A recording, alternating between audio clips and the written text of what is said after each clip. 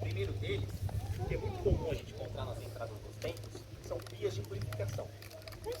Então a pia de purificação, tal qual essa que está aqui, né, do lado direito de vocês, é a Chozuya. Essa pia, as pessoas seguem um rito de purificação que se baseia da seguinte forma: lava-se a mão esquerda, em seguida a mão direita, e por último com a mão esquerda leva-se água aos lábios para purificar as palavras que vão ser entoadas no interior dos templos, tá?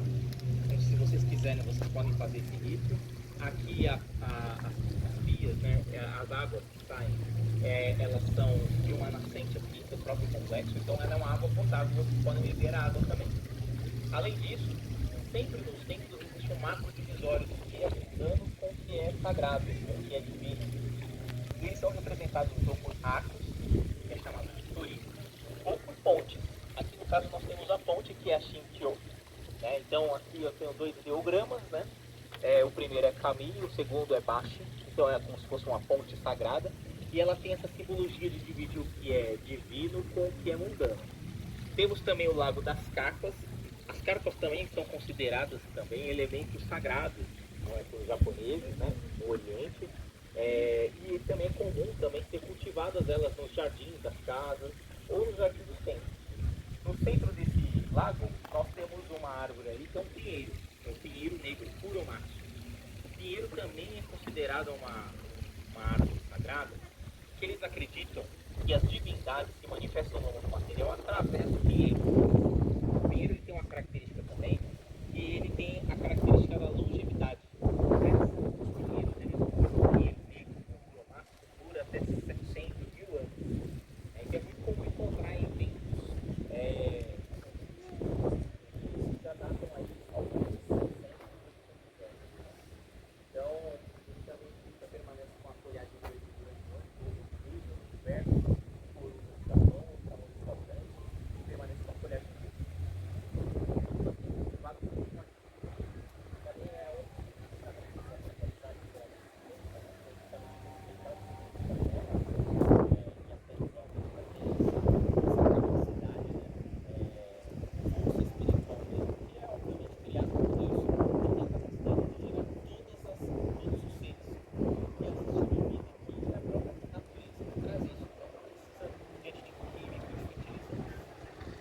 essas árvores aqui, elas são sereletas. Tá caindo aqui a folhagem dela, logo mais, no finalzinho de julho, a gente vai ter uma florada. A gente tem um sakura ali, ó, que já está com flor, ela é um sakura de nominal, então ela antes das outras floradas do sakura, ela é a temporão, ela floresce a primeira, tá? Então a gente vai seguir por aqui, e aí minha próxima parada vai ser no Lago das Limpéias.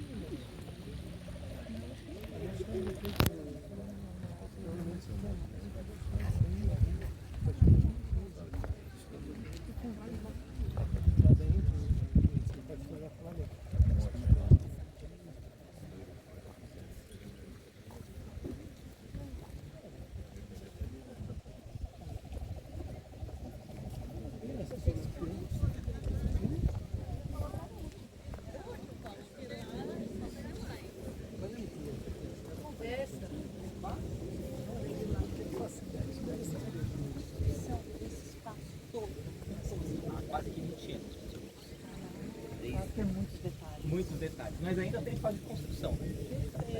Obrigada. Imagina.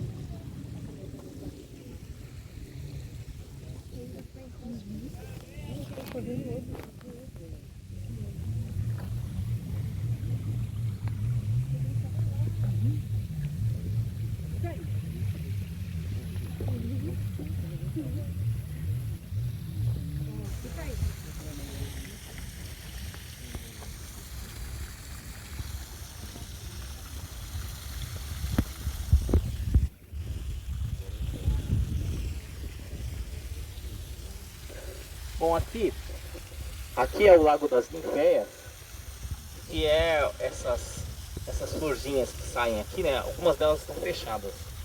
Elas normalmente ficam abertas até 11 horas. E depois elas fecham. Algumas delas estão abertas. Vai ter um outro lago ali naquela parte onde tem aquela estátua ali. Vocês vão ver que tem um outro lago, aí vocês podem chegar até lá, né, e apreciar as ninféias de lá. Mas a ideia aqui era cultivar flor de lótus. Como eu falei, tudo que aqui existe tem uma razão de ser.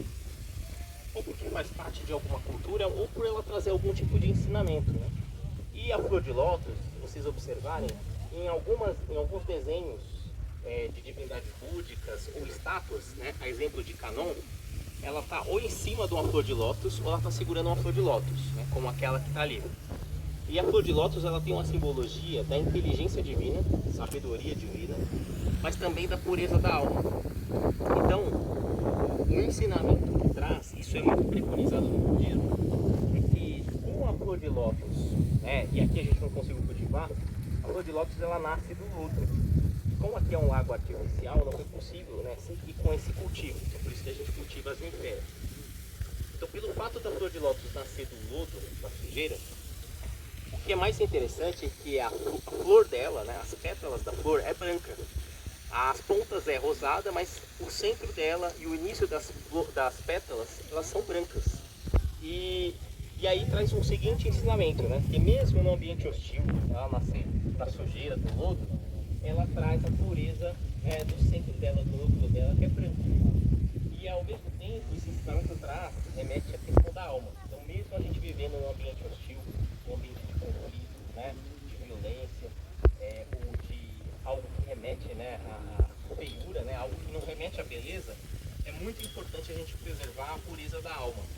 E isso é muito presente, se vocês forem ver na questão mesmo do que o budismo preconiza, a gente vai ver que tem muito essa questão da simbologia da flor de lótus, justamente para trazer esse tipo de ensinamento, tá?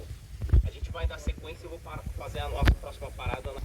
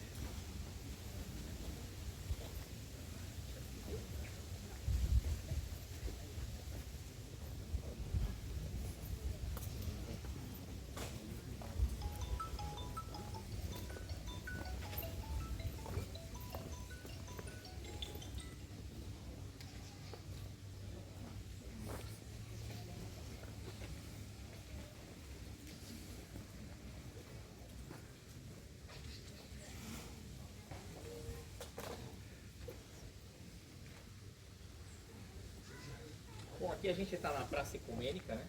Então, aqui a simbologia dessa praça, a primeira delas é sempre baseado nos ensinamentos da Messiânica, né?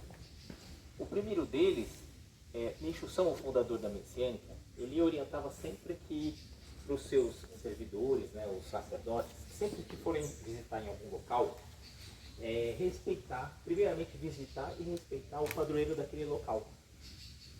E quando os reverendos sobem na caixa e vieram para o Brasil para difundir a fé messiânica aqui, o primeiro lugar que eles foram na capela de Nossa Senhora, lá em Aparecida. Então, eles fizeram oração, né? E cada um seguiu um local diferente. O mais interessante é que a história de Nossa Senhora ela tem uma semelhança com a história de Kanon. No centro de Tóquio, existe um templo que é muito visitado, né? Conhecido mundialmente. Ele recebe turistas do mundo todo, né? Chama-se Templo Sensoji. Ele fica no centro de Tóquio, no bairro chamado Asakusa. E esse templo ele foi erguido por conta de 3 pescadores terem achado a imagem de Kanon no rio Sumida. Isso há mais de 1000 anos. Eles acharam essa imagem e devolveram para o rio, né? Porque o rio ele desava no mar, o rio Sumida, fica próximo do mar do Japão.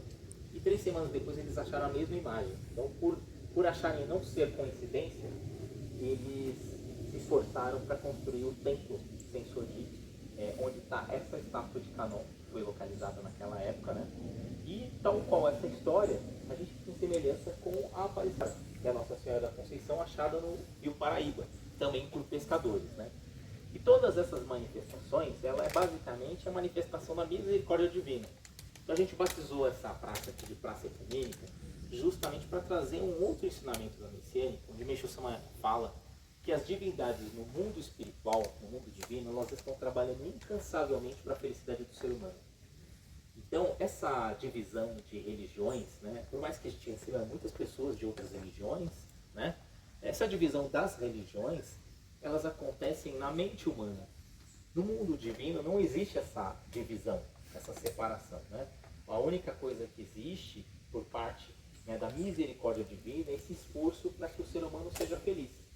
Então, esse espaço, na criação desse espaço aqui, onde reúne tanto a beleza, né, natural, que é a manifestação da obra artística divina, com a obra artística do ser humano, né, através das construções, é justamente levar a beleza, né, levar algo que enalteça o coração das pessoas que aqui visitam, né, e principalmente possa gerar luz, gerar amor, e que essas pessoas levem para os seus lares esse tipo de sentimento, grava no seu coração e levem para os seus lares. Então a razão desse local é justamente isso, para trazer como um ensinamento de que não há essa barreira, né?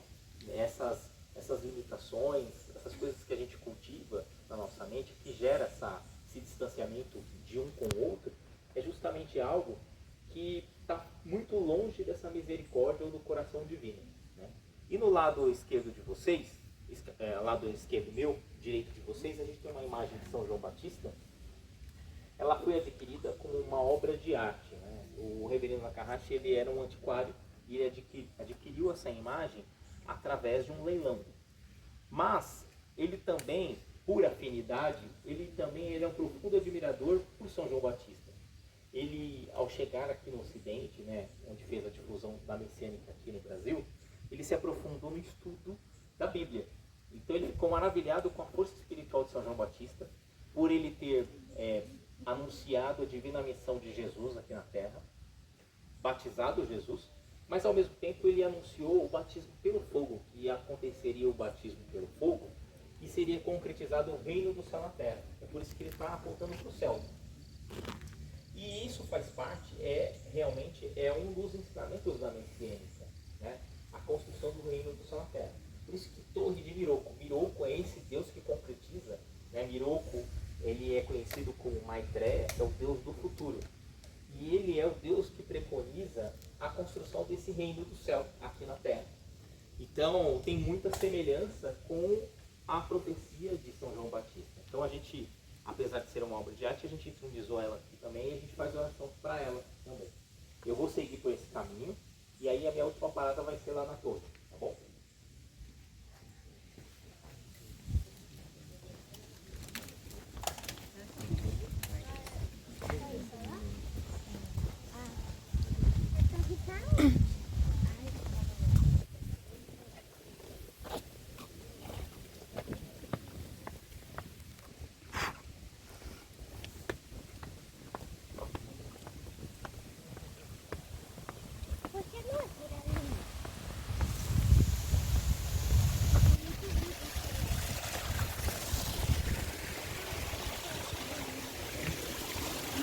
Aqui a gente tem uma estátua de... É uma estátua, chama-se Kanzeon Bosatsu. Ele é o deus da misericórdia. Ele é muito conhecido na Índia, né? Conhecido como Avalokitesvara. É uma manifestação de Kanon também. Ele está em cima também da flor de lótus, segurando uma flor de lótus. Ele é feito em bronze, ele veio do Japão e a gente entronizou ele aqui e faz oração também para ele.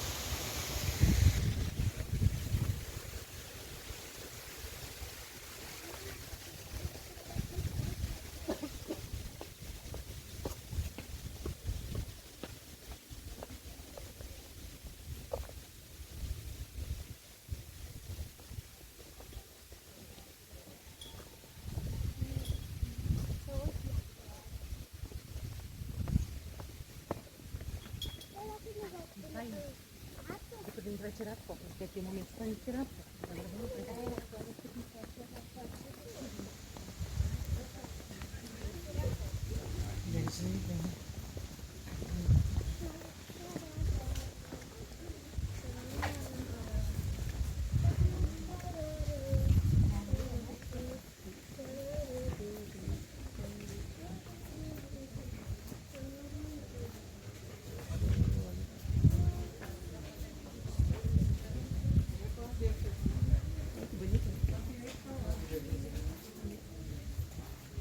Então essa aqui é a minha última pausa, né?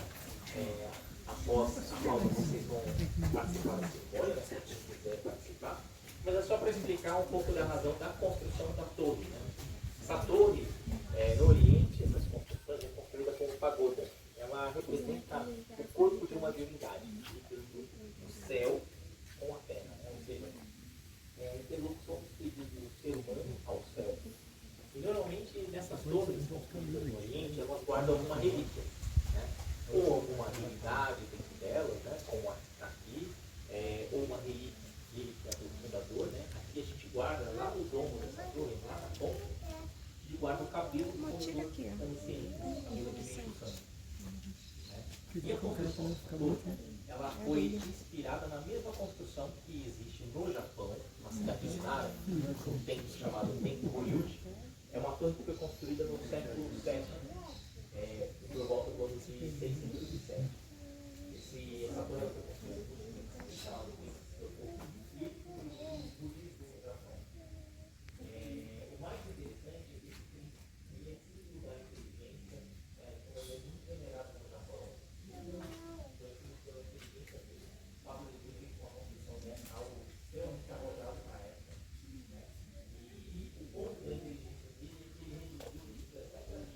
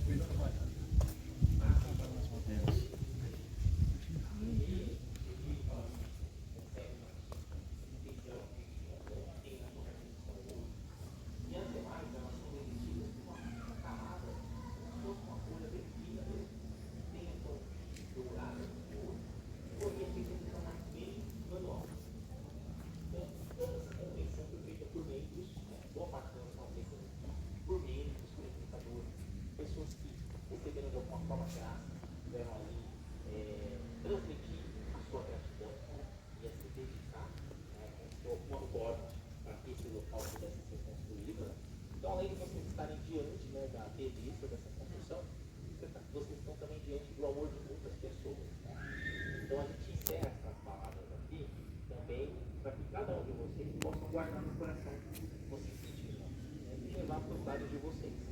Bom, muito obrigado. Desejo uma excelente tarde para vocês. Eu deixo vocês agora com o Rodolfo, que vai passar as explicações sobre a cerimônia. Bom dia a todos, sejam bem-vindos. Vocês podem ser distribuídos neste espaço. Quem preferir ficar na parte de baixo, tablado de madeira, também pode. Tem uma vista legal para todos lá de baixo. Então, sejam bem-vindos. Inicialmente, quando ficarem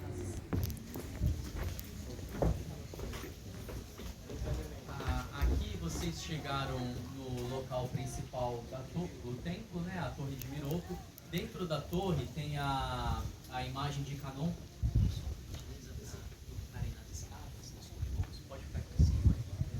Então, aqui a gente tem um vão livre dentro da torre, com isso foi possível entronizar a imagem de Canon.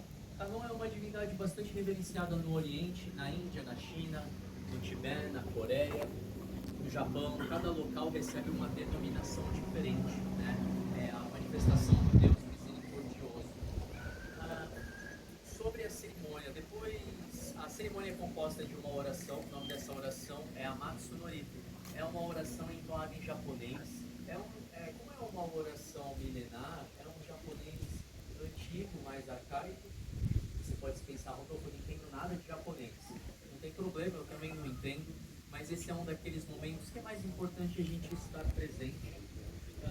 Mas o que ele diz na oração? Pede para que as forças divinas se reúnam no centro dos céus para purificar, limpar as nossas máculas, né? Tudo aquilo que pesa em nossos corações, como mágoas, sofrimentos, preocupações. E depois da oração é ministrado um pouco de jorei. Jorei é a luz de Deus, canalizada por imposição das mãos. Essa luz atinge o nosso corpo espiritual e o nosso corpo físico. Para aqueles que quiserem conhecer o que vai para uma simples, bem resumida mesmo, mas para aqueles que tiverem interesse em conhecer um pouco mais, algumas orientações tem os livros, né? Nada melhor do que você inicial, você ler sobre o assunto, e ali a leitura é sempre edificante, esclarecedora, então você vai lendo ali ao seu tempo o assunto que você tem mais interesse, né? Então, aqui de frente para a imagem, a gente vai fazer um cumprimento em sinal de respeito. São 3 reverências seguidas de 3 palmas e começa a oração. Nós vamos iniciar.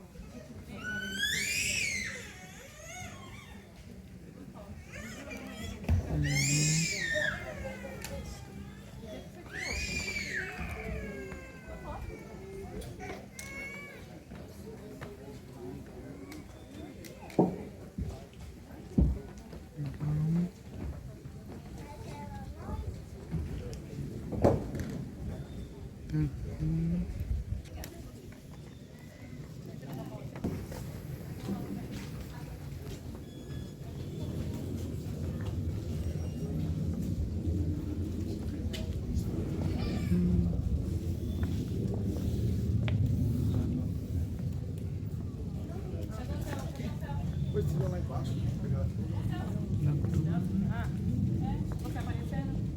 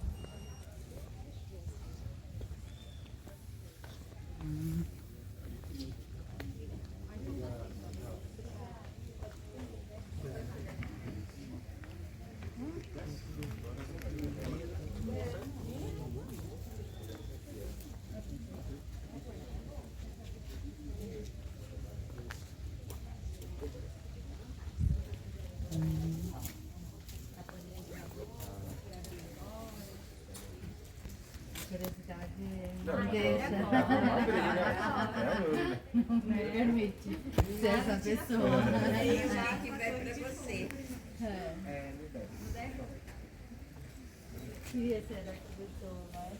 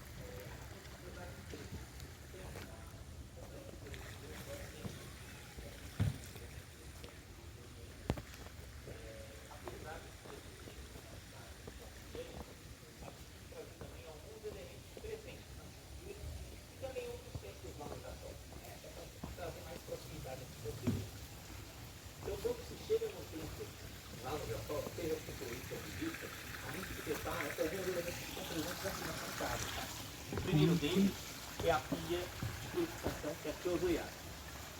Lá é comum, nas entradas, as pessoas se purificarem antes de entrarem no templo. Então, na pia, eles seguem o seguinte rito.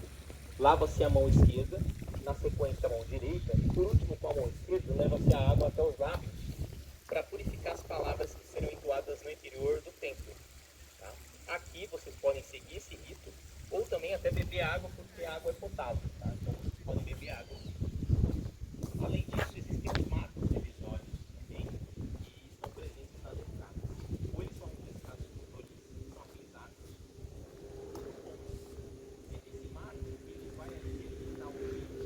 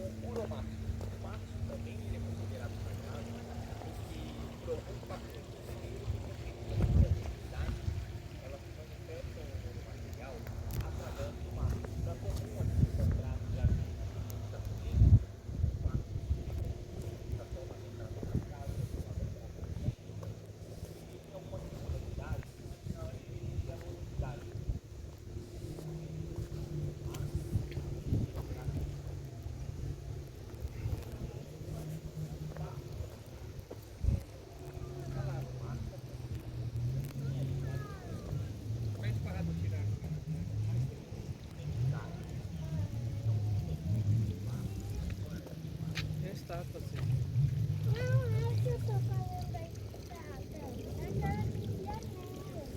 É a lâmpada.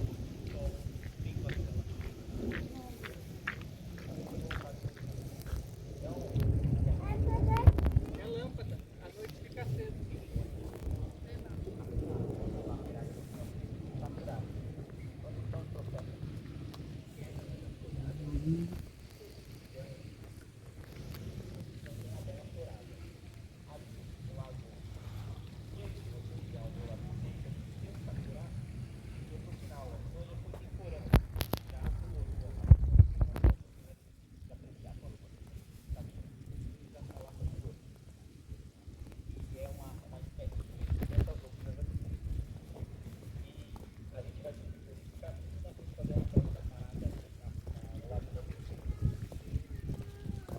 Deixa esse filho tirar um. Não vai tirar.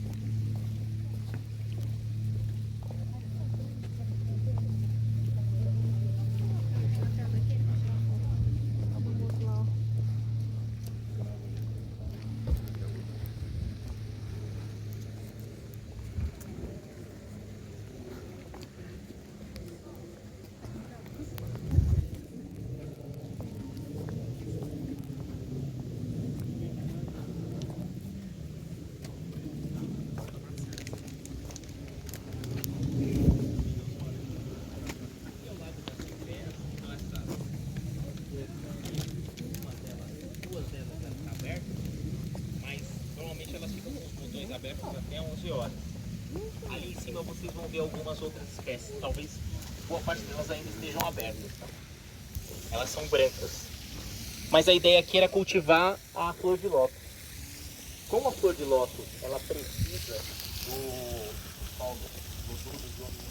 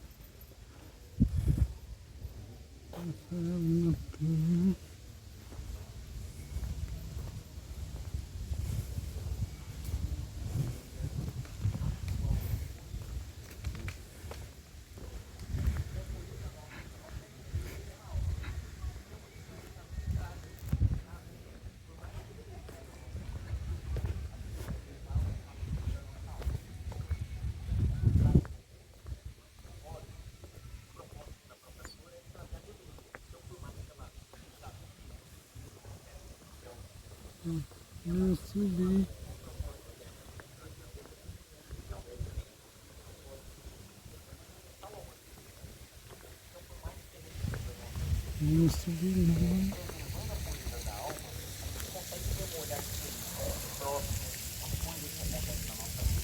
consequência disso, a gente consegue manifestar o amor. Então, esse é o ensinamento que é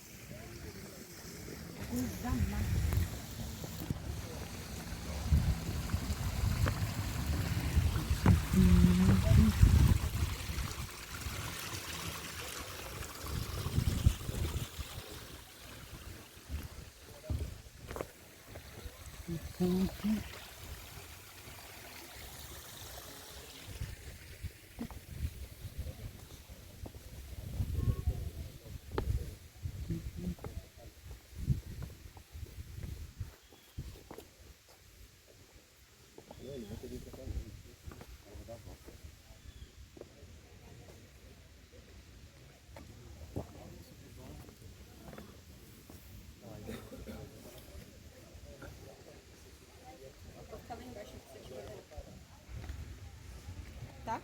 Aonde? Daqui. Dessas coisas aqui. Vou tirar onde? Eu vou pensar aqui. Aqui de cima? É. Você quer a foto de longe ou um pouco mais perto?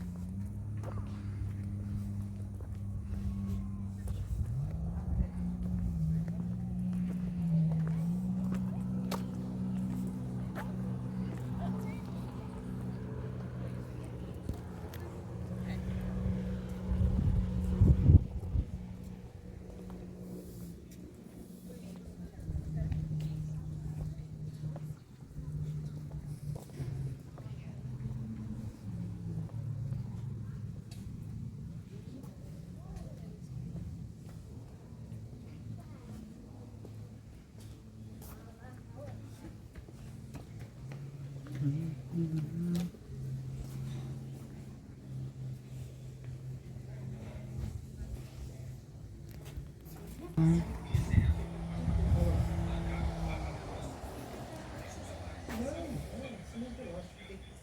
entra nas fezes e fica embaixo.